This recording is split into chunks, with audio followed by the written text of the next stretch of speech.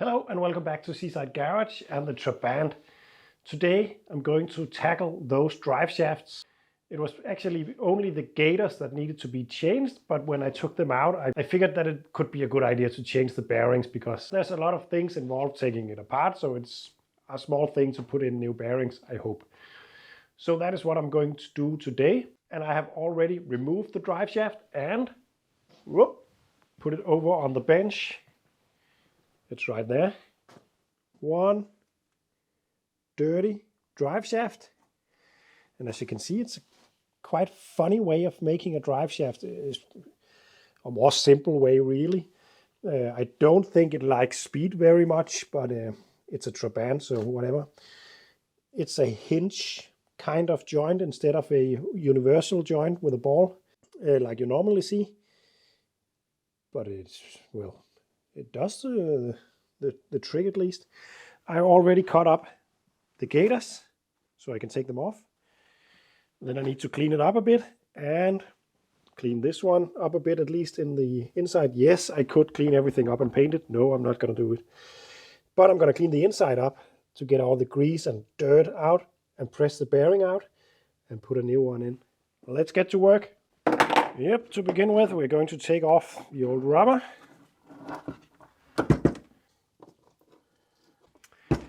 Then this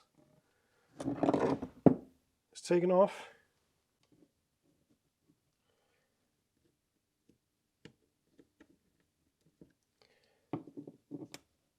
Like this. Then we can take this pin out, like so. And like so. Then the joint is split. At the other end, it's just these that are taken off like this. Then I'm gonna find some petrol that I can soak this in to clean it.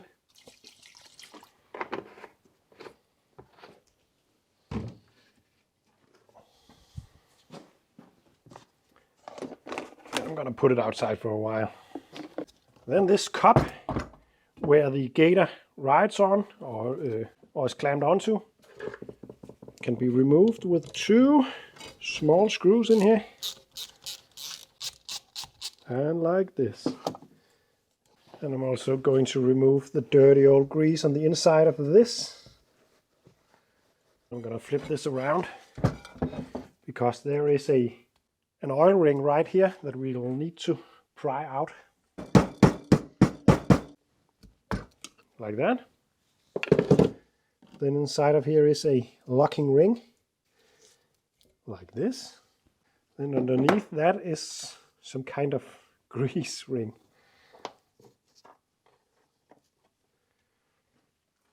Then we should be able to press out this bearing actually on the press. Back from the press, I got it loose. I didn't press it all the way because, well, the press was in the way. And I'm just gonna tap it the rest of the way out.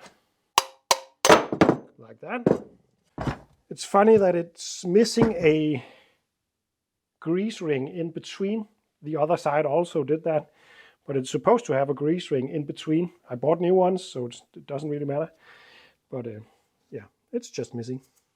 So I cleaned the inside. Yes, I know someone will be yelling at me for not cleaning all this, but I'm not going to do that. At least not today.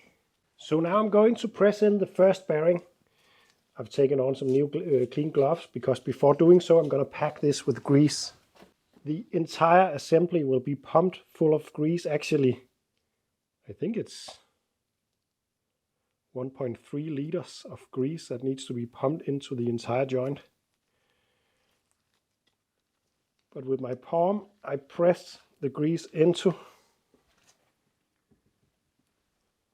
the bearing. I actually would like to see it squeeze out on the other side.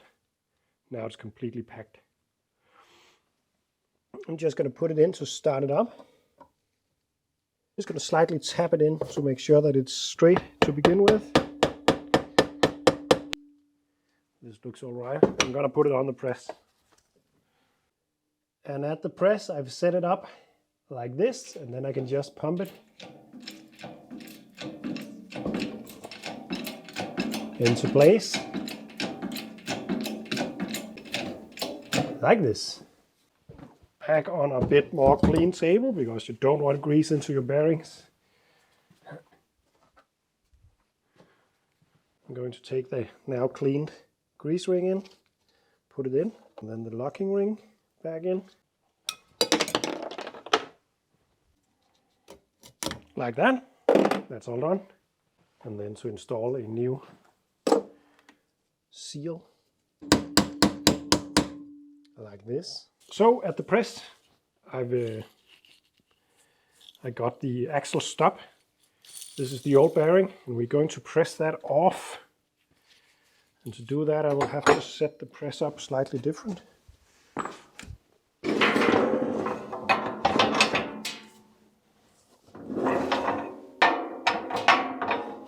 this.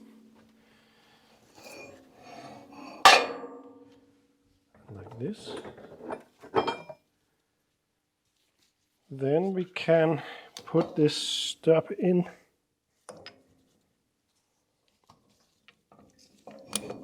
like so. And there it comes. And then it's important to grab it from the underneath so it doesn't just drop to the concrete floor and gets destroyed. Like that. Then to put a new grease ring on it and the greased up bearing and press it in the same way. But it is now important to support the inside bearing race as well. That's about it.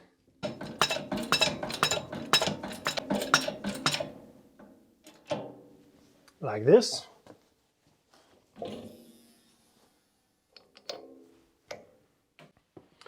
Then this grease ring should fit right in there, and it does. Then this little ring, and then the spring. I'm gonna put some grease in. That will make the pumping in sequence later on a bit more easy. And then comes a part that I don't really enjoy because according to the manual, I can tap this through with a hammer and not a lot of force, because I can't really push on it without pushing on the wrong race. So we'll try that.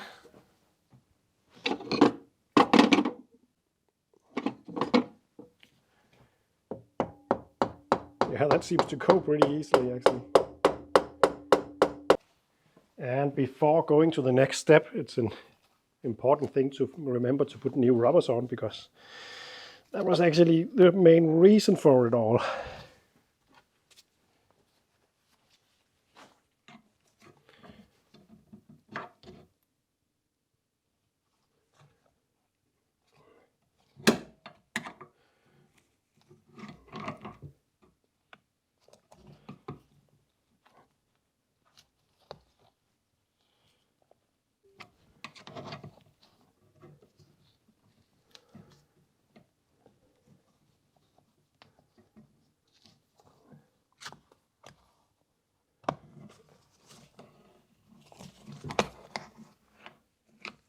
Like that.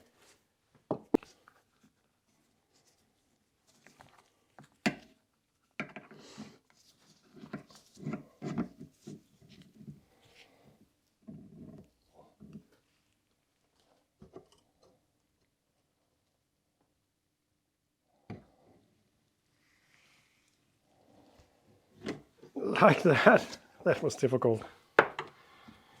We got it on. This piece of the rubber is held onto the gearbox by this springy things that I put it around into the groove right there and into the cup on the gearbox. And then we can put this one in. Like so.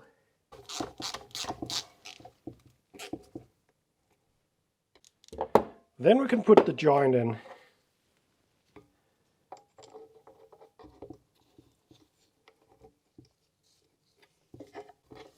Like that.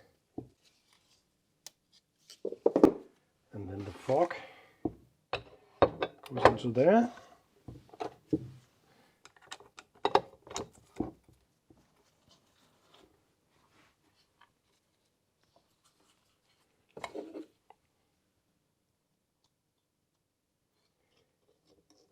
Again, I'm gonna smear some grease in here just to get it all started. Then the next bit is difficult. It's to get this on top of that cup that is not round, but the rubber is. It doesn't really seem to want to go all the way out on that. And once again, I really need to take care not to punch a hole in the rubber with the screwdriver. There we go. This is really a difficult part on this. And then let's fit one of these.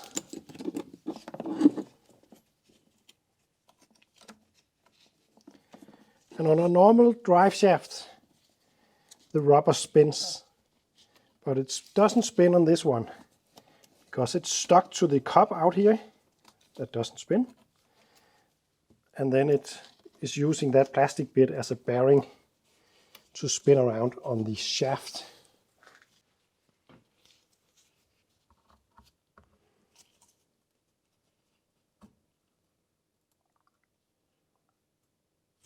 Like that.